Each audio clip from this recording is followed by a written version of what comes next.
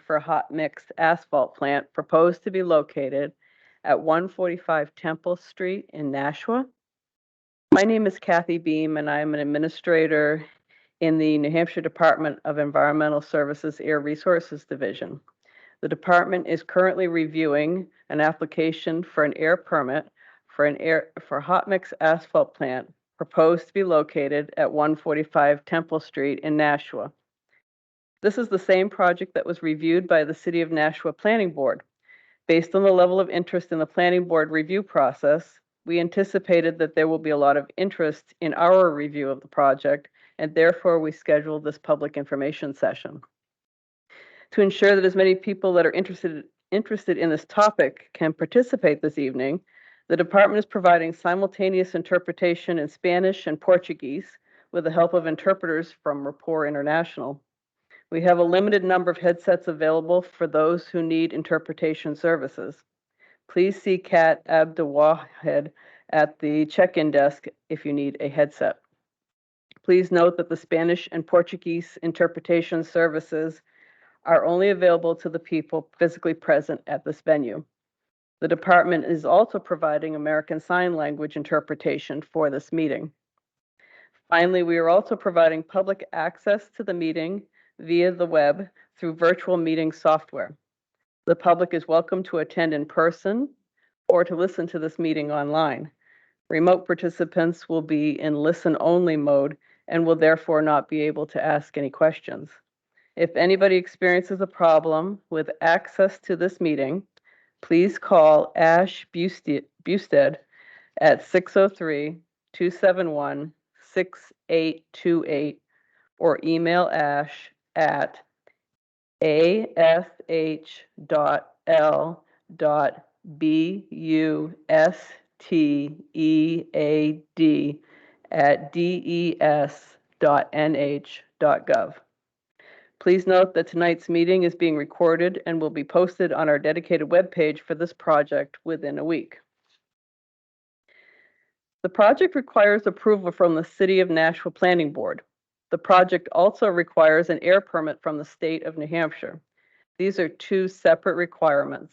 The city's decision to deny the application before the planning board does not impact the state's review of the application for the air permit. In addition, the state's decision on the air permit application does not change the planning board decision. The department is required to process the application for an air permit and issue a decision based on the air emission requirements that we implement, regardless of whether the applicant needs or has obtained any other local or state approvals for this project. Please note that we are still reviewing the air permit application and are not here to discuss the merits of that application or the department's decision. There will be an opportunity to submit comments for us to consider in making that decision at a later date. The purpose of tonight's meeting is to provide an overview of the air permitting process, review the criteria the department evaluates when deciding to approve or deny an application, provide general information about air emissions from asphalt plants, identify common concerns that are beyond the air permit regulations, provide information about how the public can get involved, and answer questions about the air permitting program. I would now like to introduce one of the department's air permit engineers, Sheila Rydell, who will be giving you a presentation about the air permitting program. Also on the panel with me tonight are additional department staff who are here to respond to questions after the presentation, including Todd Moore and Padmaja Baru. Sheila?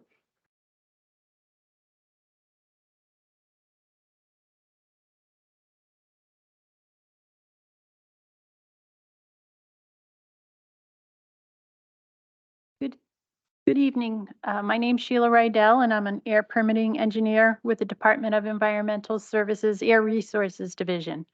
I'm here this evening to provide some information about our air permitting process.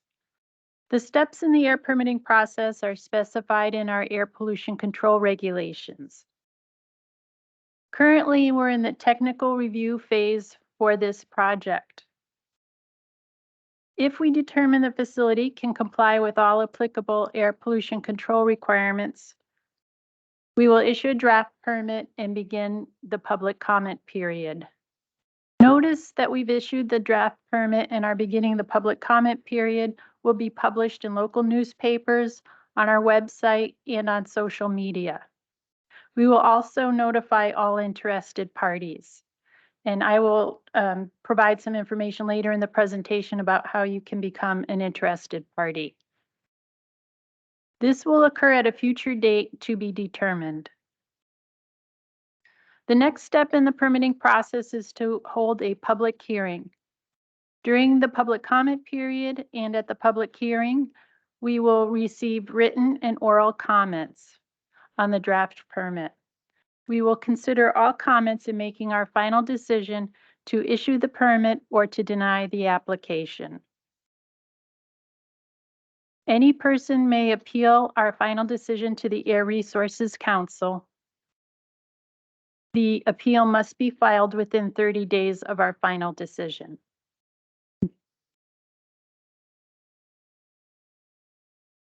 I'd like to provide an overview of the proposed asphalt plant. A counterflow drum mixer is planned. A counterflow drum mixer heats and combines aggregate, recycled asphalt pavement or RAP, and hot liquid asphalt to produce an asphalt paving mix. A primary dust collector and a bag house are planned that will control emissions of particulate matter. Filtered particulate is released from the filter bags by a reverse pulse of air, and the recovered particulate is reused. This is a process flow diagram for a hot mix asphalt plant. Aggregate is loaded into storage bins and then conveyed into the drum mixer where it is heated and dried and combined with recycled asphalt pavement and recovered particulates from the emission control devices, along with liquid asphalt, which binds these materials together. The drum mixer rotates, combining these materials into hot mix asphalt, which exits the drum mixer and is conveyed into the storage silo. And from the storage silo, the asphalt is loaded out into trucks. The exhaust gases from the drum mixer enter the primary dust collector where larger particulates are removed. The exhaust gases then enter the bag house where finer particulates are removed. And the exhaust gases then exit the bag house through the stack.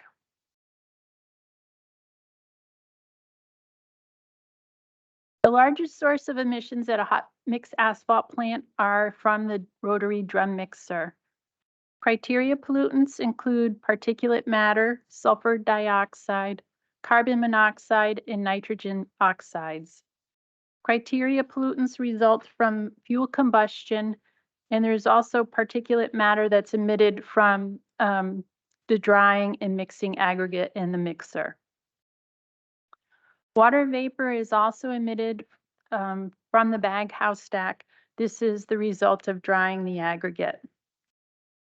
Volatile organic compounds, hazardous air pollutants, and regulated toxic air pollutants are also emitted. These are the result of incomplete fuel combustion and are also emitted from heated asphalt. Fugitive emissions are also emitted at hot mix asphalt plants. Fugitive emissions are emissions which do not pass through a stacker vent. A couple of examples of fugitive emissions are dust from aggregate material feeding and handling, and there are also fugitive emissions that occur during the asphalt load out and silo filling. Emissions are estimated using factors published by EPA. These are found in AP 42, Chapter 11. These factors were developed based on testing similar devices. I mentioned earlier that if we determine the facility can comply with all applicable air pollution control requirements, that we would issue a draft permit. These are the key regulations that we have determined are applicable to the proposed asphalt plant. And we're currently reviewing the application to determine if the facility will be capable of complying with these requirements. To get into these regulations in a little more detail, we have ENVA 1400, which is our state regulated toxic air pollutant rule.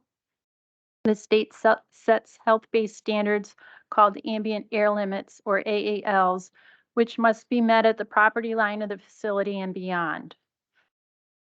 We also have ENVA 2700, which is our state rule that applies to hot mix asphalt plants. And there's also a federal rule, 40 CFR Part 60 Subpart I, that applies to hot mix asphalt plants. Particulate emissions from the stack, and this would apply to the bag house stack, are limited to 0.04 grains per dry standard cubic foot.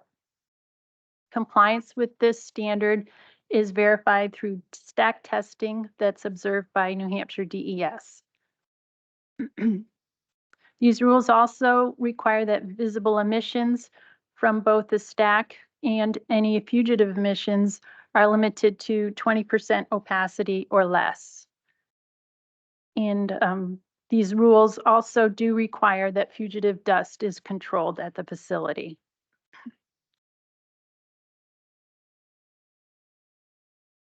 New Hampshire DES is authorized to implement our state air pollution control regulations and also certain federal air regulations such as Subpart I that I just mentioned.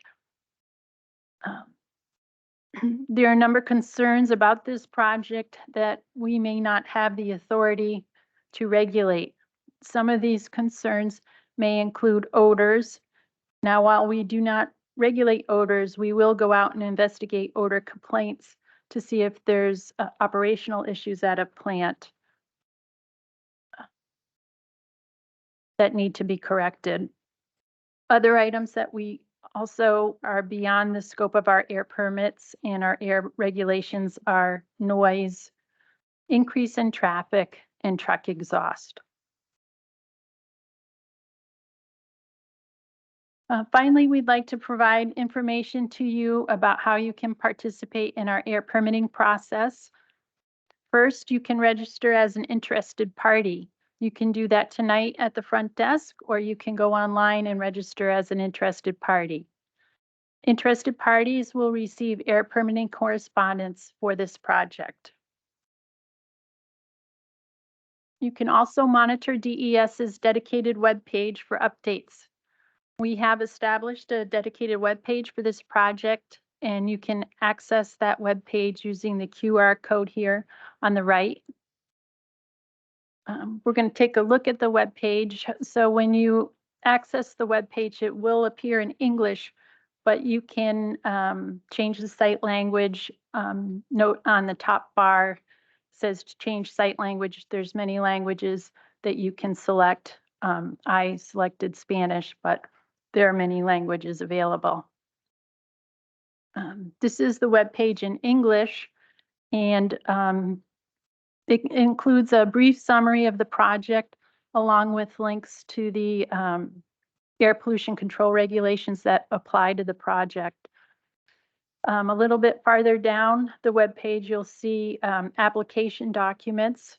So this is a link to the air permit application. So you can take a look at that if you would like. Under more resources, there's a link to a fact sheet about hot mix asphalt plants. We also have copies of that fact sheet for you here tonight. And finally, at the bottom is the interested parties form link, and we are going to take a look at that. So you can go on, access the interested party form. This is the form itself. There's only 6 questions that you need to answer. First one, you just check the box and then enter your name and your email address. Question 4 asks you to list the name of the facility, which we've provided here. And finally, just make sure you hit submit, and then you will be registered as an interested party. Other ways you can participate in the air permitting process are to review the draft permit if we do move forward with issuing a draft permit. Interested parties will receive notification that the draft permit has been issued, and we will provide a link to the draft permit so that you can review it. During the public comment period, you can submit written comments on the draft permit. And if we do move forward and issue a draft permit, we will automatically schedule a public hearing. You can attend the public hearing and provide oral comments at the public hearing. The date and time for the public hearing has yet to be determined, but if you are registered as an interested party, we will notify you of the date, time, and place when that will be held. And finally, we will consider all comments in making our final decision. Okay, that concludes my presentation. I'll turn it back over to Kathy. Thank you, Sheila.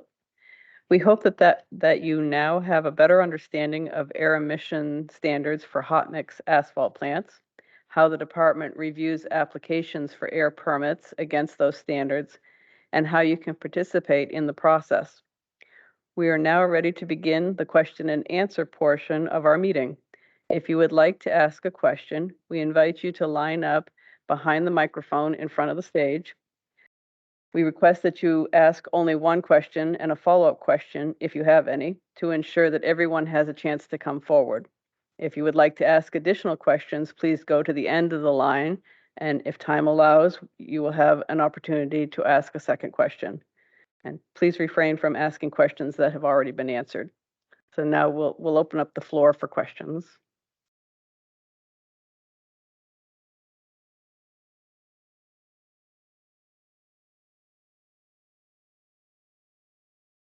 Hi there. I have a technical question about something in, I don't have a slide number here, but the applicable air regulations under review. And the comment that the emissions considered would be at the boundary of the property or at the boundary of the site.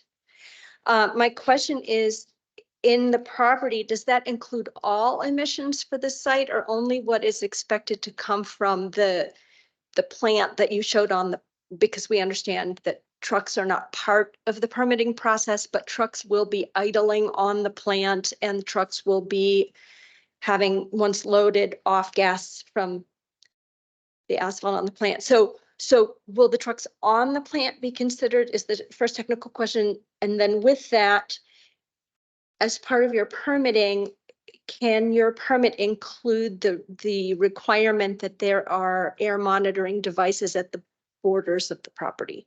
That's my question. Thank you. Thank you for the question.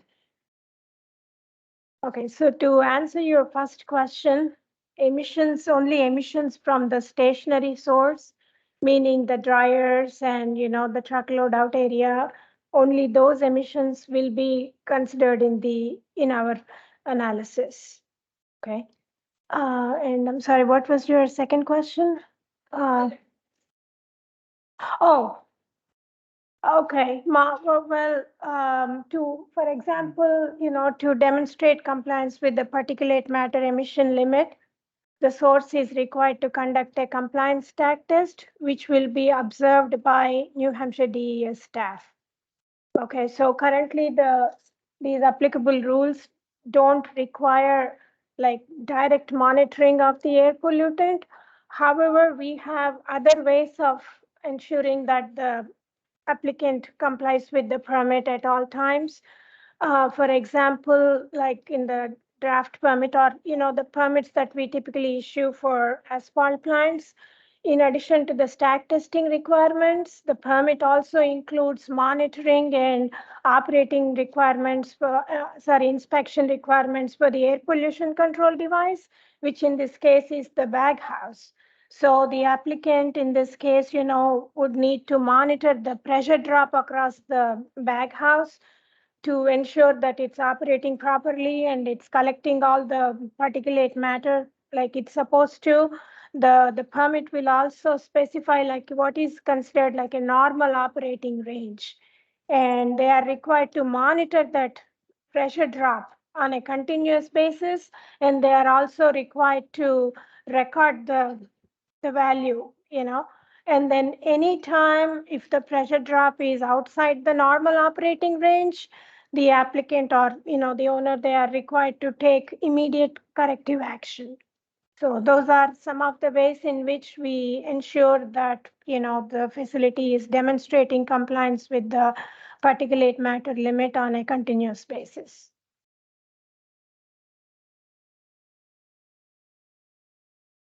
Evening. Thank you very much for the presentation so far. I'm Rob Pinsino, and I'm a resident. I live about 2 blocks downwind of the proposed asphalt plant site.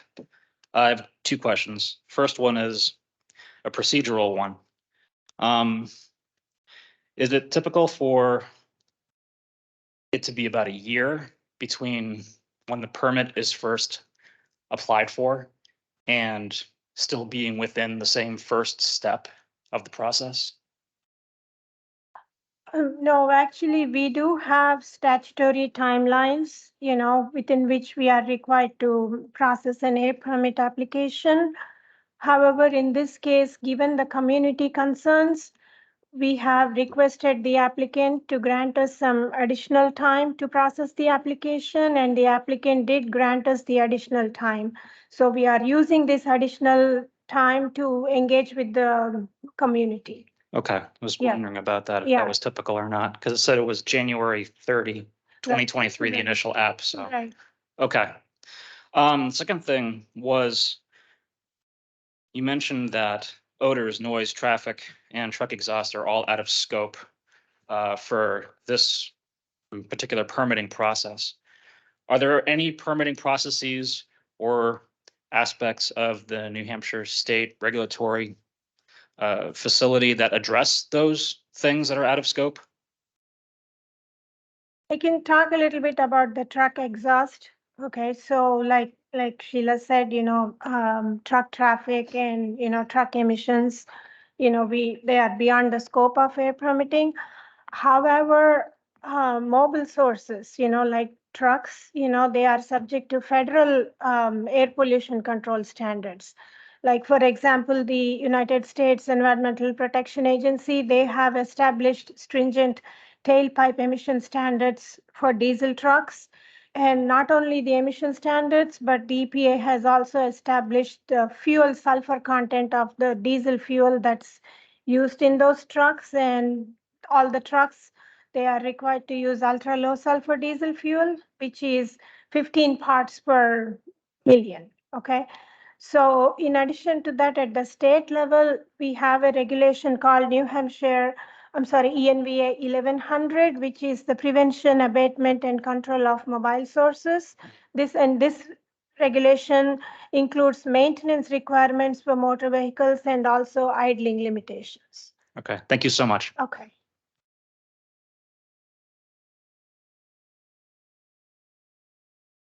Good evening. My name is Ann Podlipny. I am very grateful to you for presenting all this information. My question is, you mentioned that you get information and then you compare it to a comparable site.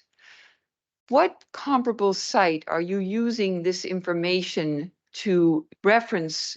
In other words, what other area that has an asphalt plant are you using to generate information for this proposed asphalt plant? And if so, what is the site, and is the public able to access information about that plant? Thank you for your question. Like Sheila presented in her present PowerPoint presentation, emissions from the asphalt plants are estimated using US EPA, Environmental Protection Agency's, the emission factors that the US EPA has developed. So that's very typical, for any asphalt plant in the US, Those are the emission factors that are used to estimate emissions. Yeah, and I think And Sheila. in that document, and we could provide links to that, Yeah. the appendices describe what sites, what emissions tests were used to develop those factors. So it's not like there was one site that we went and visited. Right. It's EPA has compiled data from Exactly. tests of these all around the countries. And in their appendices, you can find out how many and the results. Right, it's US EPA AP 42 chapter 11.1. So, you know, that chapter has a good description of the process and also what are the typical emissions from an asphalt plant. And, you know, for different types, you know, you have a batch asphalt plant and you can have a rotary type asphalt plant. So they have developed emission factors using the data that they have collected from asphalt plants from all over the country. So perhaps we could put a link to that on our webpage for the dedicated Yes. page. That Yeah. would be helpful. Thank Yeah. you. The other question I had is regarding the particulate matter, the VOCs, and other fugitive emissions that you mentioned. If you're out of compliance, for example, if this is not working the way it should, how do you remediate this and how are you held accountable for remediation? Okay, thank you. Again, once NHDES, like we issue a permit, like in the beginning, you know, once the plant is built and up and running, they are required to conduct a stack test that is observed by New Hampshire DES staff. Subsequent to that, like New Hampshire DES, we do conduct periodic inspections of the source. Okay, and also the draft, the permits for asphalt plants, they do include permit conditions for minimizing the fugitive dust. Like the company is required to take certain steps to minimize fugitive steps, and something that includes is, you know, spraying of water on the pile, you know, on the aggregate piles to, you know, to minimize, you know, dust generation. But we do inspect, you know, compliance. We do the periodic compliance inspections. Okay, thank you. And I think a little follow, Yeah. you would ask, like, what happens if we find them to be out of compliance? That was really Yeah. my question. We'll provide another link. Okay. The department has a department-wide, it's called a compliance assurance response policy. And it outlines the department's procedures and how we respond to situations where somebody's out of compliance. And you can imagine that the response is different between, say, did they submit a report late? Or did they operate a device without required pollution control equipment? So there's a lot of factors that go into determining what the department's response will be. But we'll get a link to that, and that will give you an idea of what the strategy that we use. Okay, thank you. Good evening. My name is Tim Sennett. I'm the Alderman for Ward 7 here in Nashua, which is where this plant is proposed to be placed. Two questions this evening. The first, referring back to your permitting regulations. Looking at ENV A 1400, measuring the ambient air limits at the property boundary and beyond. Given the density of this neighborhood, my question is, how far beyond? It's at the property and beyond, anywhere.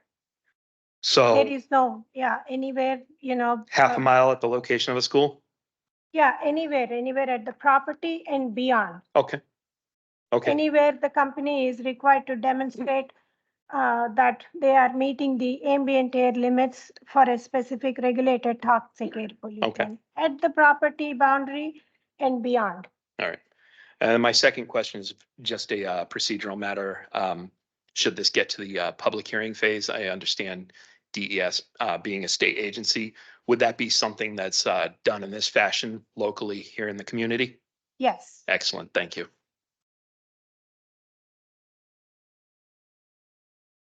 Cindy Rosenwald, State Senator, District 13. This proposed plant's in my district. And I'm looking at 125 C1, which you've said you operate under. And the definition of air pollution includes contaminants that may be injurious to public welfare, public health, of human, plant, or animal, cause damage to property, create disagreeable odors, obscure visibility, or unreasonably interfere with the enjoyment of life and property. I'm wondering how you rank those disparate parameters, given that 125C is a public health statute. When you're looking at whether you're going to issue a permit, what comes first? What comes last? Do they have equal weight? I think I can answer this, but so you were quoting from the law, which, gives us direction and authority to write regulations. So the regulations that we have written, I think we mentioned a couple of them here, for instance, chapter 1400, although that has its own section of law. But so I think that you would look to the regulations for how statewide we say, how are we going to limit emissions of those pollutants that are injurious, or, whatever the terms were used. And so that provides a little more specificity. I'm trying to find an example. So there's a regulation for asphalt plants that this asphalt plant and all the ones in New Hampshire are subject to. Is all asphalt plants need to limit their particulate emissions to a certain amount. That's the trickle down result of, we know that particulate is an air pollutant. It's harmful to human health and the environment.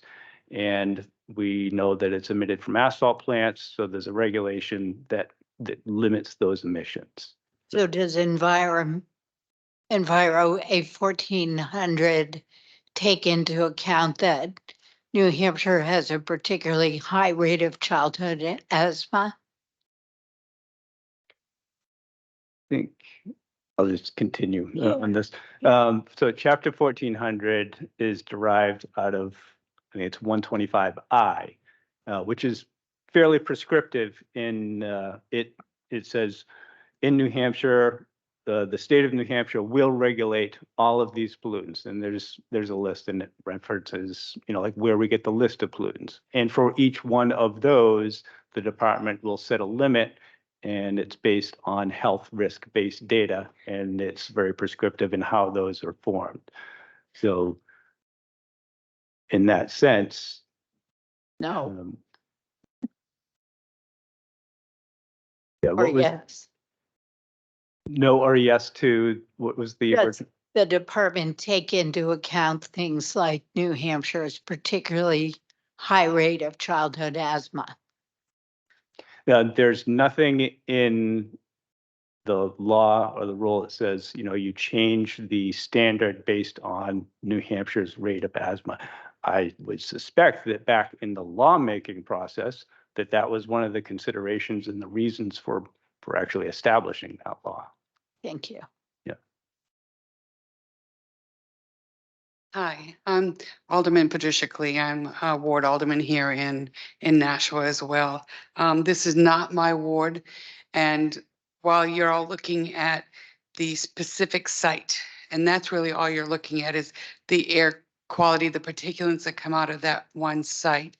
And you very clearly said odor, emissions from vehicles and so on. Well, there are two emissions that really concern me. One is at the site itself, where they talked about, I think that they could have up to, and I apologize if I'm over exaggerating this number, but I thought it was like 19 vehicles that could potentially be idling. They had space for X number and then an overflow. All of those idling vehicles around children that are living there and so on. My concern is that DES is not taking that into consideration. You're just looking at the stack and what's coming out of there. I understand you have your regulations, but I think it's something that needs to be looked at. The reason I'm here for my ward is that They talked about a potential of 200+ vehicles coming within a day, going right down Amherst Street, going down Canal to Bridge, Armory, Temple, all those, where there are kids that are playing in their front yards, they're going to be going by, as well as one school, they go directly by where the children are out there playing, and right around the corner, that was Amherst Street School, but right around the corner, there's another school, Mount Pleasant School, where we have all elementary students. We're not taking any of that into consideration, and it really concerns me that you could give them, and I know that it has nothing to do with what we did or don't do in Nashua per se, but it's just truly, truly bothersome. And you may have already answered this question and I may have missed it, but how often do you check for compliance? Actually, for a facility of this size, thank you for your question. So for a facility of this size, we consider this to be a synthetic minor source. So initially they get like, once the facility is up and running, like I said, they have to do a compliance test, which is observed by New Hampshire DES staff. And then subsequently they get inspected. It's a full on-site inspection, and then they get inspected once every 5 years, on-site inspection. Okay, that's very concerning for all of us who live within that area. And my ward abuts that one. So any particulates, if they suddenly became out of compliance in year 2, that's 3 years that we could have this particulates coming towards us. And I appreciate you answer. You've been very honest, and thank you for coming here. And thank you for the future public hearings if they get to that point. And my very last question is, you said that the recording of this would be available within a week or so. How other, I know persons that are interested, we've all signed up for that, but where can we find this on the website? Because truthfully, I will be putting this out in a newsletter probably this week. I probably won't even wait till this weekend to get some information out. I've already done that website, Right. but I didn't see any section that said Right. hearings. Sure, So- thank you. So within 1 week, we'll try to post, we'll try to get it as soon as possible, but, I won't make promises. I understand. What I've been told is that within 1 week, the recording will be available to be posted on our website. So we'll go to this particular dedicated Yes. webpage, yes. Yes. And I've already done the QR code, Yes. and then we'll be able to see it within a week or so. Exactly. Thank you so much, and I appreciate you coming here and listening to us. Yes. Did you want to address in between the 5-year period of complaints and other Yeah, available? of course, like, options? Thank you. we, like, like Sheila covered in her presentation, we do investigate complaints, if you see anything unusual, you call NHDES or you send an email, again, we'll post that information, how you can file for a complaint, NHDES staff will come and investigate the complaint. And I appreciate that. I guess my concern is if these particulates are so minor that we may not notice them. I mean, we breathe things all the time that are not necessarily good for us. So if we don't know that, we don't see it, perhaps there isn't any odor, anything that's detectable by us from a human, except for 3 years, 5 years down the road, when we have some type of a cancer or asthma of some sort. So that was what my comment was. I think 5 years is way too long, especially with a startup. So. Right, but again, like I mentioned, the particulate matter emissions, from the dryer, they are controlled by a bag house. Mhm. And how the bag house needs to be operated, the permit will include the monitoring requirements for the bag house, like, for example, they need to monitor the pressure drop across the bag house, and anytime if it's outside the normal operating range, they are required to take immediate action to fix the problem. All right, so But that's self-monitoring, so that's my concern. They have to do it all, so. And I'm not saying anything to malign them, but, sometimes we don't want to necessarily see what we don't want to see, so, thank you.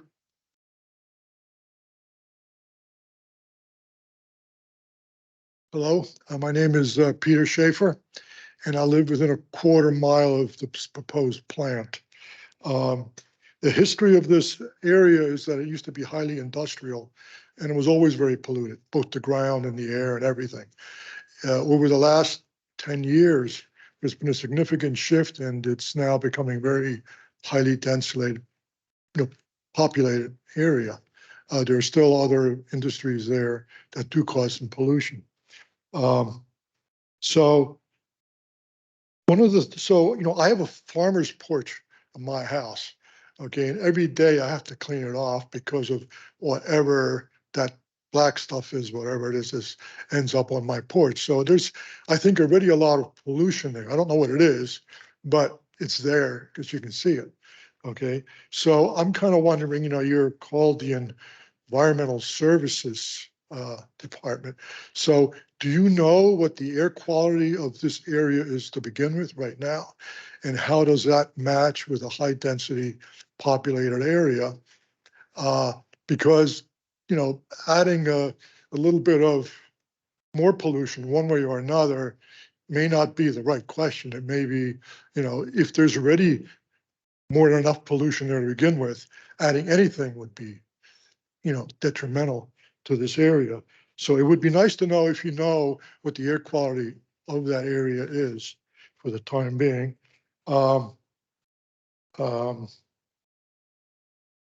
So, and are you assessing that,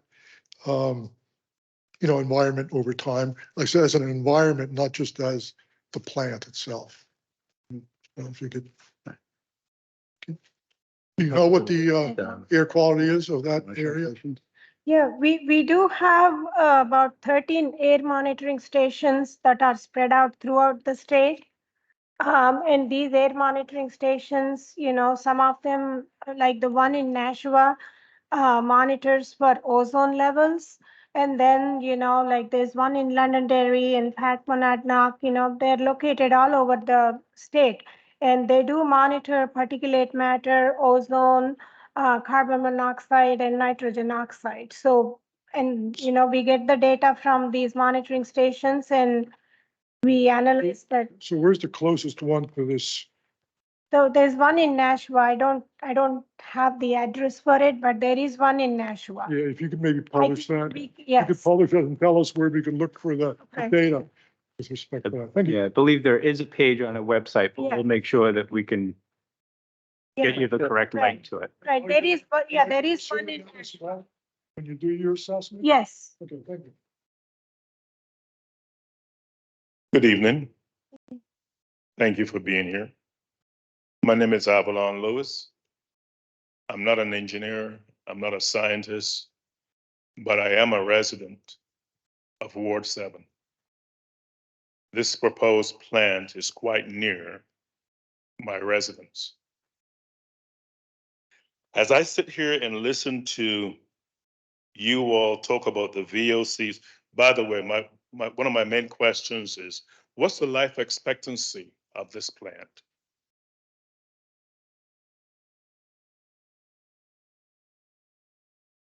20, 30, 40 years maybe? I'd say that that's not something that that the applicant's required to tell us and not part of our evaluation. Could be 1 year, could be 20 years. Would not change our evaluation. Okay, that's fine, but I doubt that an individual or a company would go through this process to build a plant that would last only, let's say, 5 years. That being said, you talked about the VOCs and the PAH and all these other fugitive dust, particulates and whatnot, okay? The odor coming from these plants, as low as it might be, and as well controlled as it might be, there will still be an odor. Odors travel on particulates. It just doesn't travel just like that. It's on particulates.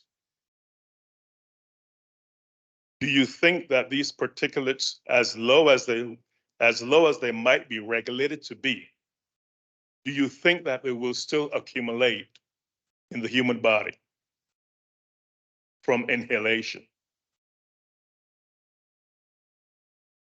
You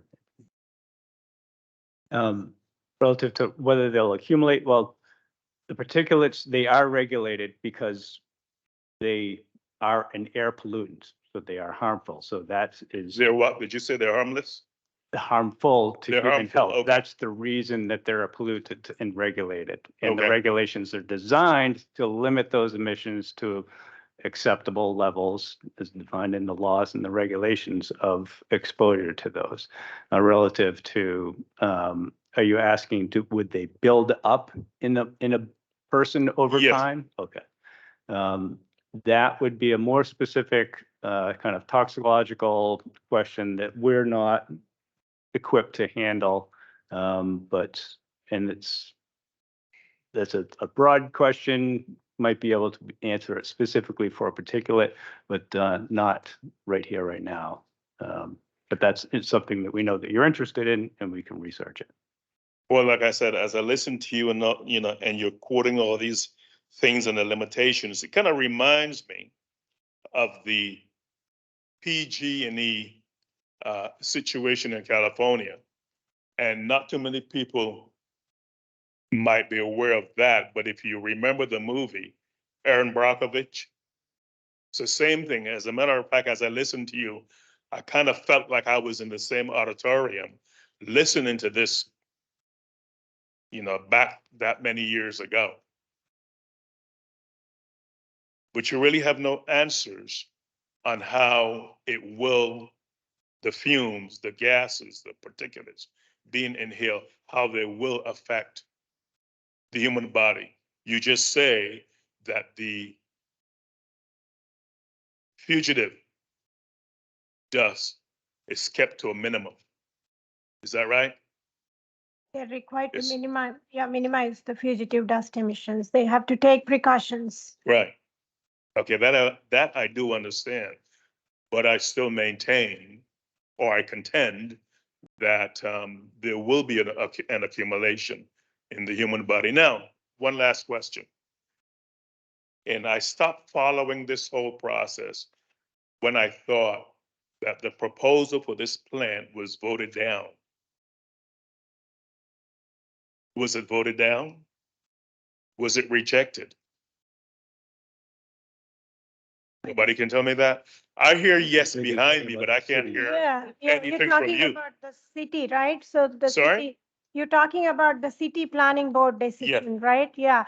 Like Kathy covered in her opening remarks, the applicant is required to get a permit from the city of Nashua Planning Board. Yes. They are also required to get an air permit from New Hampshire DES. Yeah. These are two separate requirements, Planning board's decision to deny the permit, it does not have any impact on our permit review, application review process, and also how our decision on the air permit application is not going to change planning board's already issued decision.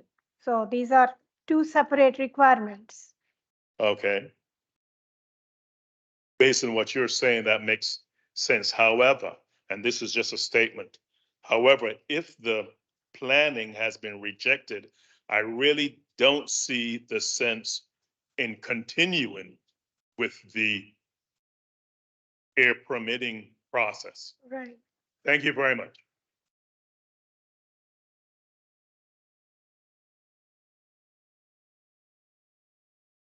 I told myself when I got older I would get taller, but it's not working. My name is Susan Elberger. I'm a state representative from Ward 1. This proposed plant, is not in my area. It doesn't mean that it doesn't concern all of us in the city. One of the things that I think I'm taking from what you're saying is that regardless of where an asphalt plant is located, the regulations in terms of particulates do not change. So even though this plant would be located, if it does get to that point, in the middle of a city, the requirements are not any different from a plant that might be located 20 miles from any populated area. That's correct. That's right. Okay. One of the other things that I'm hearing and that I believe is that each department that looks at this looks at it within its own framework and not in terms of other pieces that are connected. So one of the things that we are concerned with here in Nashua is the plant in Merrimack, the St. Gobain plant, where they've been emitting PFAS chemicals and they're in the water, and the water is flowing downstream into Nashua. And we're getting them here as well. I wonder whether you're looking at potential cumulative effects of those chemicals and the particulates in the air and the total impact on the health and safety of the people who live here rather than just the issues of the particulates.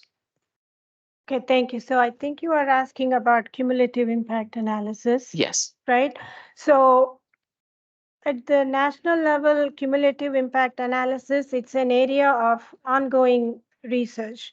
And currently, New Hampshire DES, we don't really have an approved methodology for conducting cumulative impact analysis, nor we have the regulatory authority to base our decisions on the results of cumulative impact analysis. So we, at this time, we are currently trying to follow ongoing research and, follow EPA's guidance on this topic, important topic. Well, I will say, as both a resident and as a human being, as well as in my role as a rep, I find that deeply troubling that we are not looking at the cumulative impact until after it's happened.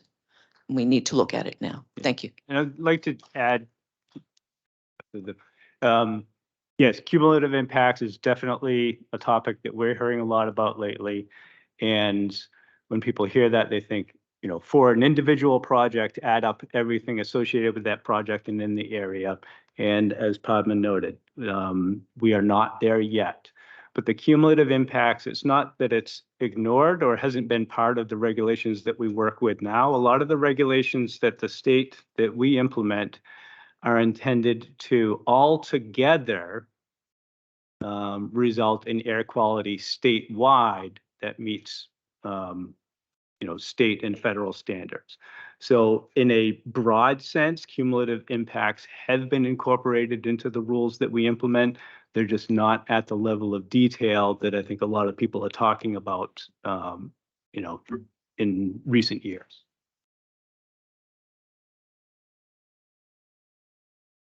My name is Marina Vaz. I'm an environmental justice advocate with the Conservation Law Foundation here in Nashua. And my first question is actually just a clarifying question. It was stated in the presentation that there are considerations that are outside of DES's scope, like concerns about the odor, noise, increase in traffic, and truck exhaust. And then at the end, it was also said that every comment would be considered when making the decision to approve or not the permit. So are comments and concerns expressed around topics that are beyond DES's scope, will those be considered? We consider all public comments, but how we consider a comment is if it is within our regulatory authority, within the scope of our regulatory authority. Okay, so if the comments speak to items beyond the scope, that does not have weight on your decision to approve or not approve the air permit. Is that correct? Correct. So yeah, one of the first things, like Padma noted, is when somebody sends us a comment, is this something that we regulate, that we have authority to do anything about? If yes, then, it may impact our decision. If not, it does not matter whether we agree or have the same concern, we can't affect any change through our scope. I see. Thank you. And then my second question is along the lines that other folks mentioned, concerns about cumulative impact. Would a cumulative impact law or an environmental justice law enable DES to offer a more holistic assessment of the impact of projects like this one? I guess I can take Yeah. that. Like, you're talking about, would some future law give us the authority to do something? I guess we'd have to see, okay, what does that law look like? It would be fairly obvious if we had the law in front of us, if it directed DES to do certain things. But I think you can appreciate that there's a lot of interest in cumulative impacts, environmental justice, and if there's a law that's passed that requires us to do something, absolutely, we'll be, probably part of developing the law and implementing it. Thank you.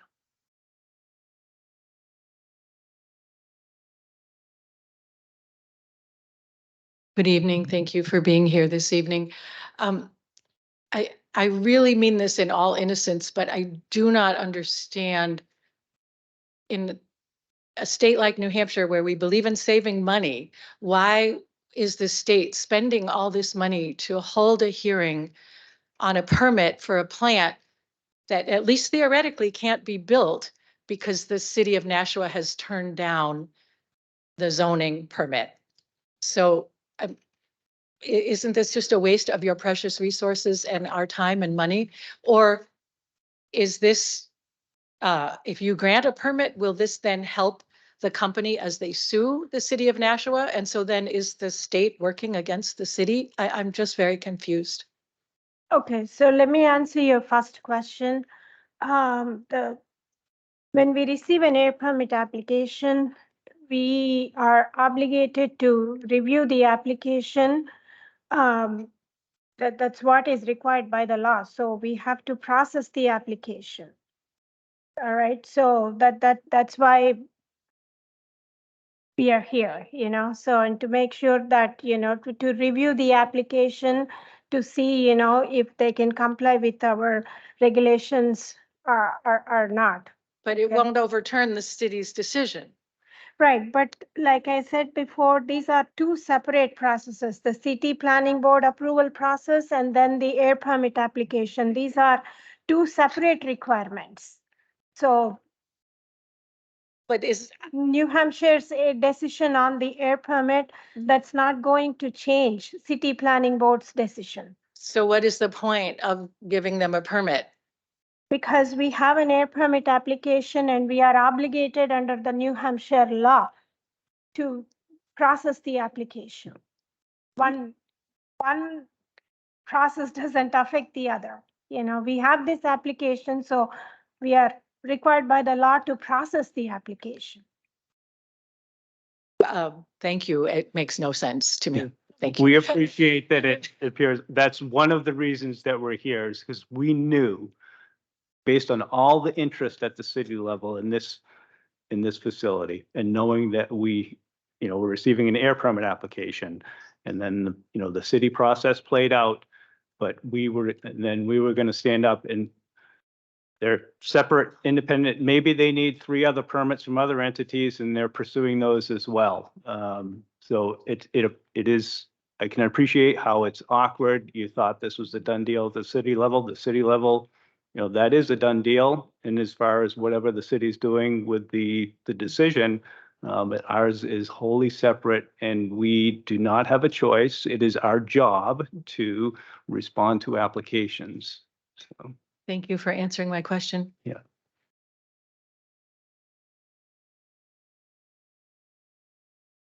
Hey again, folks.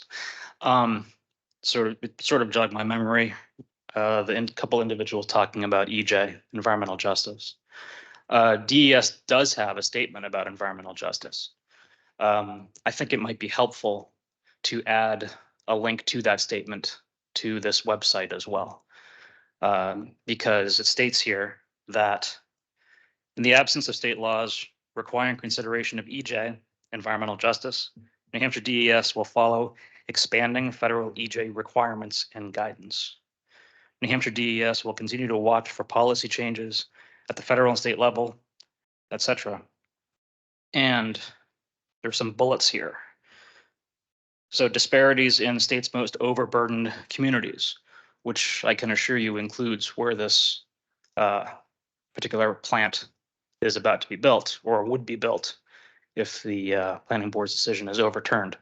And just quickly, the reason why we're still here is because it's still being considered by Superior Court, the planning board's decision. So the bullets are collecting and organizing EJ resources, including EPA tools, etc. So my question is, will you be making use of these tools during this process of permitting? Yes, yes. Thank you.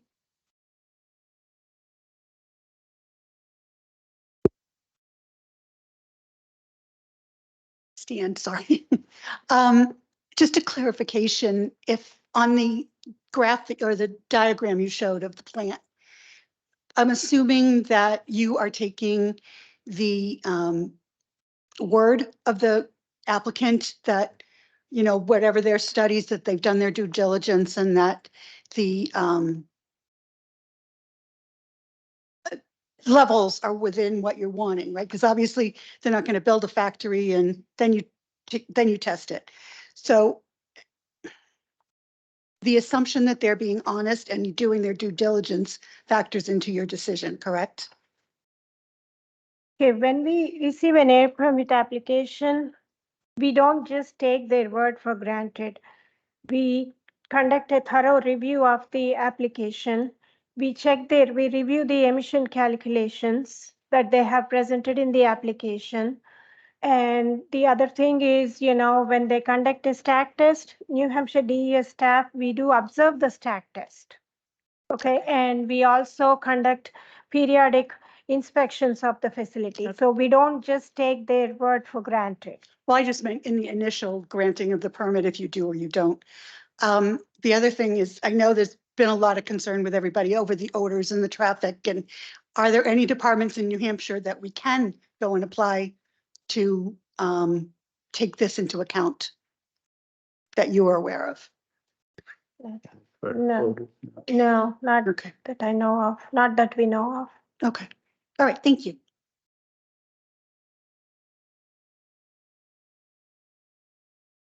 Hi again. I went to the back of the line. So I don't know if I introduced myself the first time. I'm always nervous as first speaker. My name is Christy Basada. I live at 12 Nutmeg Drive. We have to do that everywhere else. I'm going to do it here.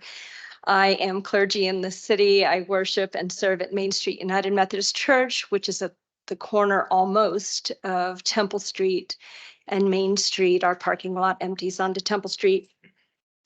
Our sister congregation, Arlington Street United Methodist Church, is a couple of blocks up the street on Arlington Street, just over a building from the proposed site.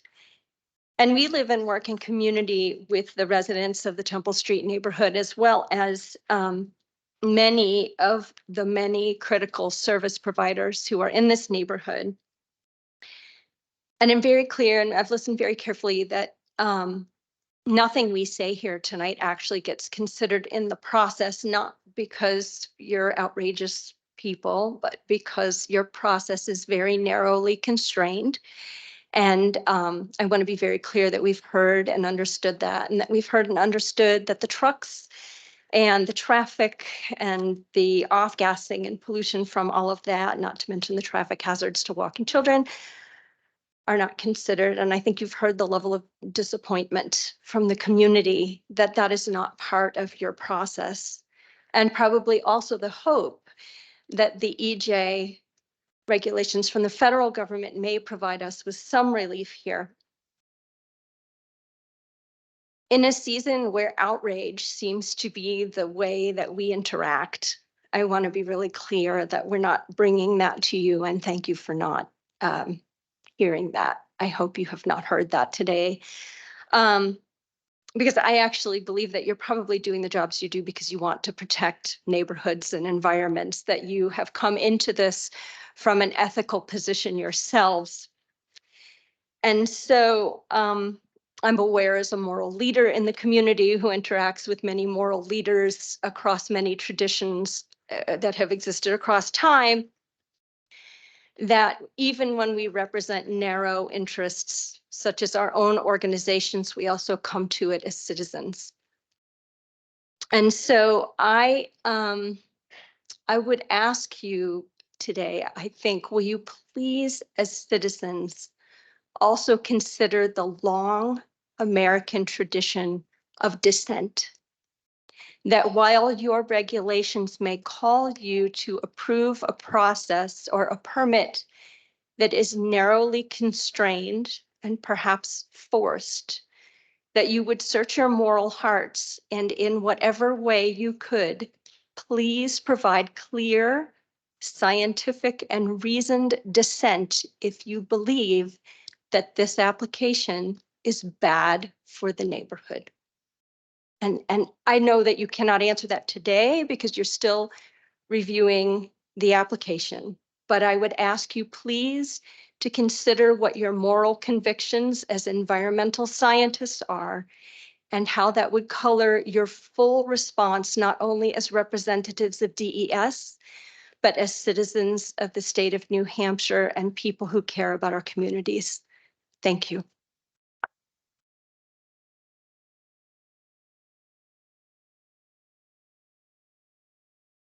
So if there are no further questions, and before I bring this meeting to a close, I would like to make a couple of comments. Once the department has completed the technical review of the application and provided we determine that the facility is capable of complying with all applicable air pollution control requirements, we will issue a draft air permit and schedule a public hearing. As stated earlier, we encourage you to register as an interested party so that you can receive correspondence regarding any air permitting actions for this facility. Permitting correspondence will also be available on our dedicated webpage for this project. This concludes our meeting. We thank everyone for taking the time to participate. Please be sure to drop off any headsets at the check-in desk. Thank you. That's